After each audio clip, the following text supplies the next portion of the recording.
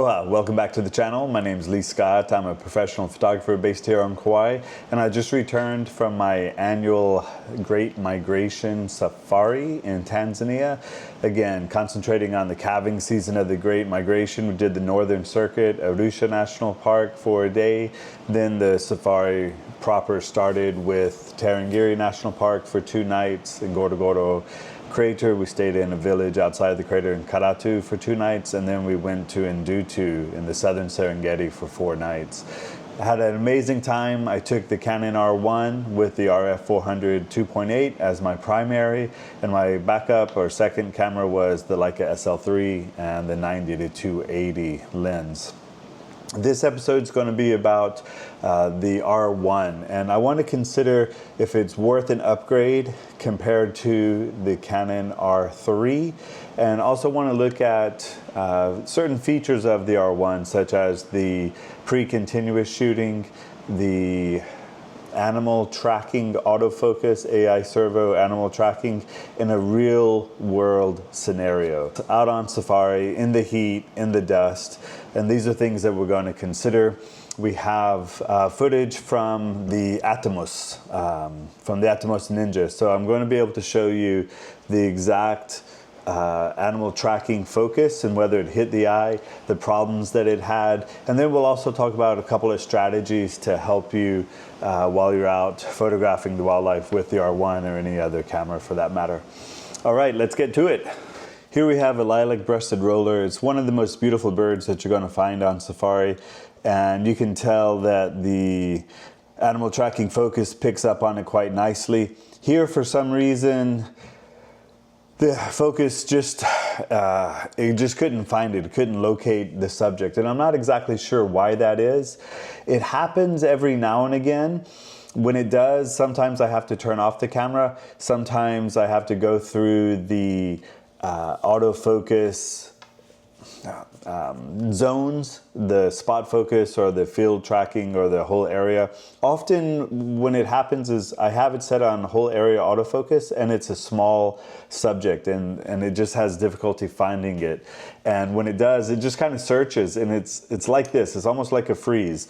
If you've experienced this with the R1, in particular with the Canon RF400 2.8, let me know. And if you have a workaround for this, or if you have a solution for this, I'm really interested to hear this. It doesn't happen often, but every now and again it does, and it is pretty frustrating. So you can see here, I circled through the autofocus fields, started spot and then expanded, and then it hit it. Hopefully that's going to be the workaround in the future, but it is frustrating if you want it to zap onto the subject immediately. Now here you see the pre-continuous shooting, and it's absolutely amazing. If you're a birder, this feature alone is worth the upgrade. Honest to goodness. The lilac-breasted roller is notorious for being very difficult to photograph in flight, but with that autofocus pre-continuous shooting, it picked it up. And you can see again here, it's going to hit the eye. On these birds, it's going to hit the eye 99% of the time. Even when you see that the bird shifts the direction of view, the focus just hits the eye, sticks the eye. Here we have a little bird. It's a pygmy falcon, smallest raptor in Africa. Again, hits the eye. And then one more with the pre-continuous shooting. We have the pin-tailed Hyenas, which is a notoriously flighty bird. Absolutely gorgeous. This is the male with the red beak and the long tail. And it was really, really difficult to catch it in flight. But with that pre-continuous shooting, I was able to get a couple of nice shots. Now again, the 400 is not the bird lens. If you're a birder, pick up the 600 or the 800 or the 200 to 800 maybe. I've never used that lens, but it seems to be well regarded. And take that lens with the R1 and upgrade. If you're a birder, let's just say that right now. Upgrade to the R1 because it's killer with the pre-continuous shooting. And then the animal tracking for the eye on the birds, it's nearly flawless.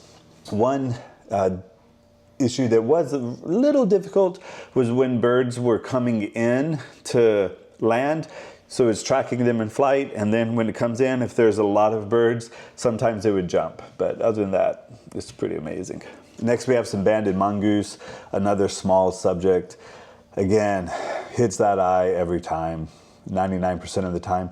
The only time it was difficult is coming up here. You'll see when the mongoose gets in the high grass, and at that time it's a little difficult for the autofocus to continue tracking. Sometimes it would pick up on the grass. So that's a theme that we're going to encounter throughout this video. Here we have a pride of lions in Tarangire National Park. Again, on a Cape Buffalo kill in the high grass, and you can see just then that sometimes the focus would shift to the grass. So this is when you have to have a back button focus set up. So that's going to be one of the big strategies for you. Have a setting where you do have back button focus, where you can move it and put it on the animal through the grass or through the limbs of the tree or whatnot, through the leaves, and then it'll hit.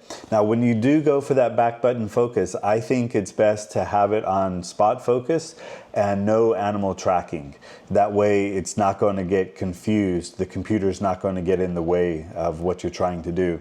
Here, I circle through the focus areas, and I use the expanded autofocus area, and watch this. This is going to be pure photographer error coming up. Boom, right there, hit the grass. So I've taken off the expanded area autofocus, and now I only use spot and servo autofocus with whole area. Here you can see it's going to hit the eye. If you have multiple subjects in the frame, spot focus seems to work a little better, so you can choose which eye to focus on, because the camera, when it can see the eye, it's going to hit the eye 99% of the time. Look at this right here. Boom. Love that. Beautiful lions here on the Cape Buffalo kill. Next we have an impala. This was in the very, very early morning light. Here you can see I'm shooting at ISO 2500, 1/800th of a second. Again, it's hitting that eye, hitting the eye 99% of the time. What will happen if the eye is not in the frame, then it will pick up on a dark area of the animal. So in that case, with the impala, you could see it had a little dark area on its coat, just around the hind leg, and the focus was hitting that. However, once the impala picked up its head again, it's hitting the eye. So that's another theme that we're going to have to be careful of, and we're going to watch throughout the video. If the animal's eye is not visible, just be patient, hold off, continue tracking with a half press, but don't shoot, because it's not going to have the eye in focus. Oftentimes it'll get the head, we'll see that coming up. But then when that animal raises its head or looks around and that eye is visible, the R1's going to hit it most of the time. So just be patient in those scenarios, continue to track, and when that animal raises the head, get that focus hit, and then boom, fire away. Next, we have some giraffes.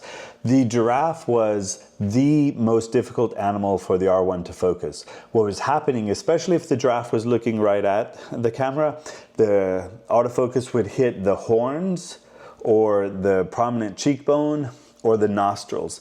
The giraffe's the giraffe's eyes are pretty much on the side of the head, and it was really difficult for the R1 to find that if the giraffe was looking straight at the camera.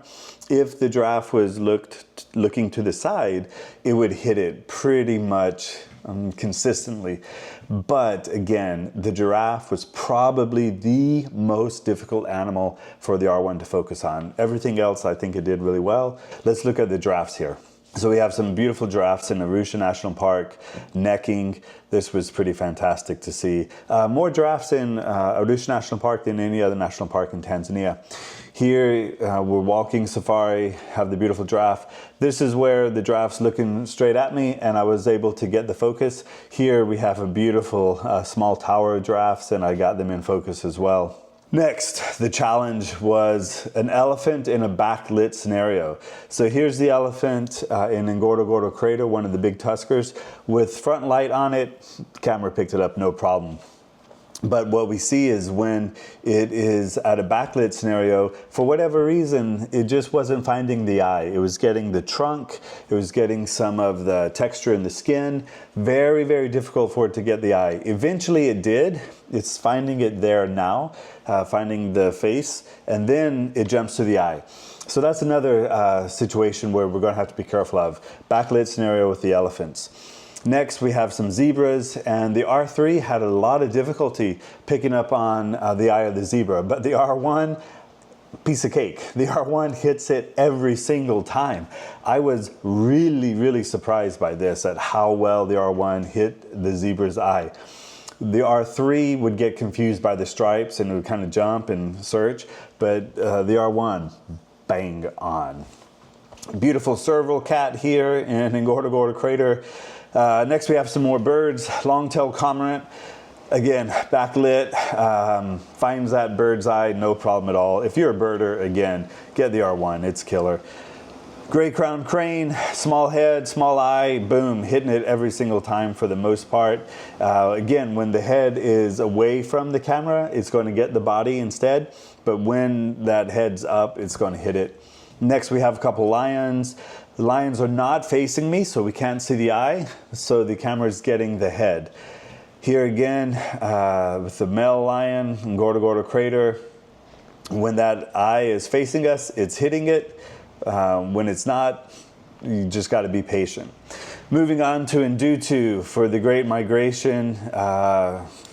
Loads of wildebeest, loads of zebras. Cheetahs, my absolute favorite. So here we have cheetahs, three brothers, the Ndutu Boys. I've been photographing these guys for the last 3 seasons. First saw them as cubs, now they're a strong coalition hunting wildebeest every other day. They are rock stars. Here, a couple of videos, clips of the hunt. They had successful hunt on the kill, and now we're looking at the footage of the R1 hitting their eye. Boom, boom, boom, hits the eye.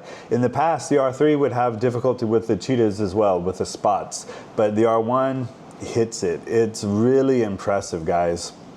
Again, when you can see that the cheetah's in the grass, you're going to have to be patient, wait for the cheetah to lift up a bit, and then the R1 will find the eye. Wow, what a beautiful animal. I love these guys. These are just my favorite. In Ndutu, this time of year, the calving season is like a buffet for the cats. It's crazy. Here again, the face isn't facing the camera, so it's having difficulty. It's focusing on different things, but once the cheetah is looking at the camera and the eyes are visible, the R1 picks it up the majority of the time. Here, even shooting through the high grass, it's getting the eye. Again, even in that difficult scenario, getting the face, getting the eye, there's the eye again. Okay, this is where it was really difficult. Let's go back and look at that again. So what's happening is, with the vehicle tire in the background, the Canon is seeing the gaps in the hubcap, the gaps in the rim, and it's focusing on that. So that's one thing you gotta consider. If the eye isn't readily visible to the camera is going to search for something that it perceives to be the eye. And in this case, it was the rim of the Land Cruiser. The strategy for that is recompose, get the cheetah or get whatever animal to be the prominent feature in the frame, and then move up, and it'll usually stay on it and track. Again, face isn't looking at the camera, so it's getting the whole body. Once the cheetah raises its head, it goes to the face, and then once the eyes are looking at the camera, gets the eye. Pretty impressive. Pretty impressive. All right. That's enough for the cheetahs. Moving on. Oh, look at that beautiful cheetah. Oh my gosh, I love it. We saw it scratch, and we saw it mark its territory as well on that tree. Pretty amazing. A couple of red-faced cheetah pictures. My absolute favorite. Bear with me, guys. I love the cheetahs, so we're going to throw a couple of pictures at you. Oh, love that one. Those two big brothers. And then this one here, mean mugging for the camera. Urgh. One more beautiful cheetah.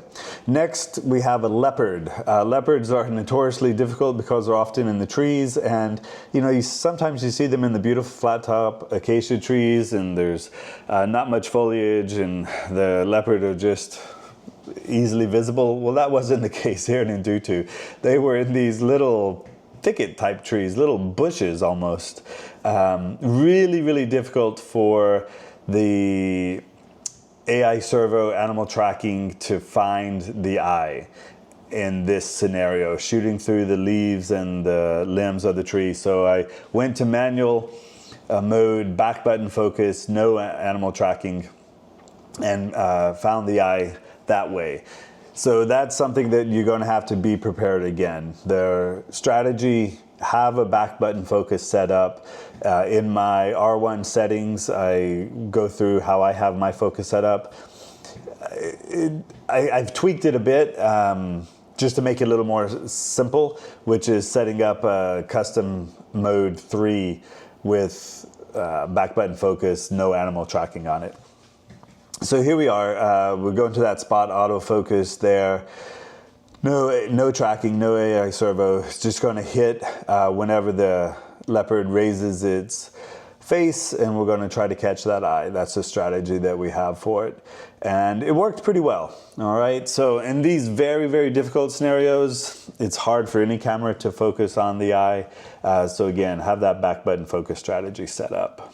Next, one morning in Ndutu, we had this amazing morning with groups of hyenas chasing each other, tearing off zebra legs, running around like they were golden retrievers, and black-backed jackal coming in, sneaky, trying to steal a bite. And this is where the R1 really, really shined. You had multiple species, hyena, black-backed jackal, vultures, tawny eagle, later a lion as well. And the R1 would find each subject and find the eye with great accuracy and consistency.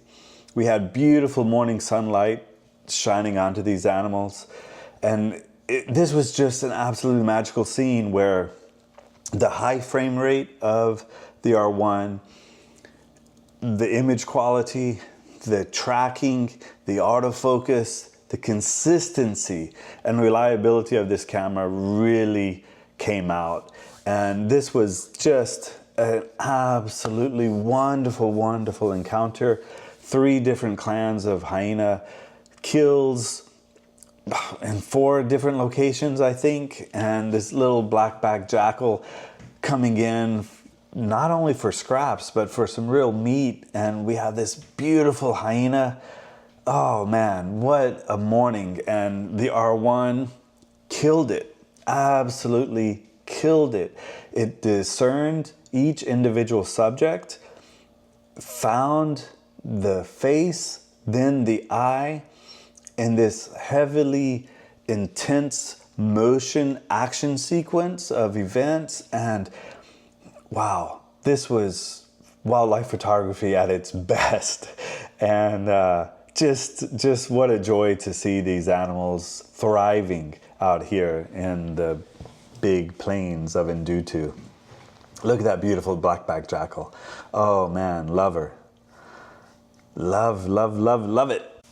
Now with this tawny eagle, the pre-continuous shooting really helped out here because I was able to catch it in flight. It has a little scrap of food there in its talon. And this is probably the best sequence of tawny eagles in flight that I've ever photographed. There's the hyena again running with zebra legs.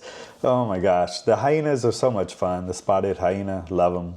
All right, next we have, maybe 10 minutes later, we saw this beautiful male lion on the plains with, he was originally on a zebra carcass and was pushed off that by a hot air balloon. Believe it or not, he got spooked, and then found this zebra kill from hyena, ran, chased off the hyena, and then here he is. And you can see how well the eye animal tracking is picking up on this.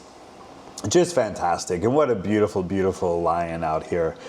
Again, picking up the eye, the motion, it's not throwing it off. Once that eye becomes visible, R1 gets it. R1 gets it. Next, we have a queen in a tree. This is pretty common in Ndutu. We'll often see lions in the trees, especially the female lions. They'll be up in the trees. Again, when the eye isn't readily visible to the camera, it will find something else. So just be patient, wait for that eye to become visible to the camera, and the camera autofocus is going to find it. So we just got to be a little patient. In this scenario, there's really no obstructions in front of her face, so we don't need to go to back button focus. The whole area is fine. For whatever reason, got the ear, but now once the eyes are looking at us, it's getting the eyes again. So, fantastic safari photography with the Canon R1. So now let's consider, is it worth an upgrade? I'm going to say yes, it is. The pre-continuous shooting is fantastic. The animal tracking, the variety of animals that this camera is able to find the eye, focus on, and track is outstanding. Then one thing I really didn't talk about, we saw it sometimes in the upper portion of the frame, was the thermometer, the heat sensor. I had the R3 die on me through heat exhaustion, I guess, for lack of a better word. It overheated. And that was 2023 when I was using the R3. It died on safari in Tarangire.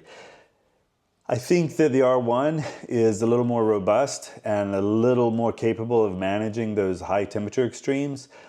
And with that, it also has a better warning system. So I've set it up to be conservative on the warnings, and I'll get those 1 bar, 2 bar, 3 bars. Once I get to 3 bars, I just turn it off. There was one time when I did pull the battery, had to close the top of the Land Cruiser to get shade and just wait for about 30 minutes. But I think the R3 probably either would not have given me the warning in time, or it might have just shut down. So I think the R1 in that regard is also an upgrade to the R3. Other issues to consider: ergonomics, it felt great. Shooting with the Atomos Ninja was a little difficult because I couldn't use the viewfinder, so I had to hold the camera out and then look through the Atomos. So some of the compositions aren't as good as what I would like them to be, and it was sometimes difficult to follow, especially the birds using the Atomos Ninja. But the viewfinder's really fantastic. Everything with the R1 exceeded my expectations. So high praise for the R1, highly recommended, and I can't wait to pair it with a few more lenses. We'll see what's next. It looks like there's a rumor that Canon's gonna maybe do a 400 2.8 with a built-in 1.4, 600 f4 with a built-in 1.4, but I'm still waiting for that 200 to 500. That's the safari lens, I think, to get. All right, thanks so much, and I hope you enjoyed the video. If you have any questions on the R1, especially the focus, the animal tracking, or how to set it up, let me know. Please be sure to watch the video on the R1 setup and custom settings that I've put out. And if you're interested in any of the Tanzania safari videos, I have a whole playlist with 3 years worth of safari videos that I've been doing. And we're heading back there next year as well, 2026, February calving season. We have one tour that's booked, and we're taking reservations for another tour, 4 guests at a time, very small group. And it's a wonderful wildlife experience out there on the plains of the southern Serengeti. Okay, have a wonderful weekend and be good. Aloha.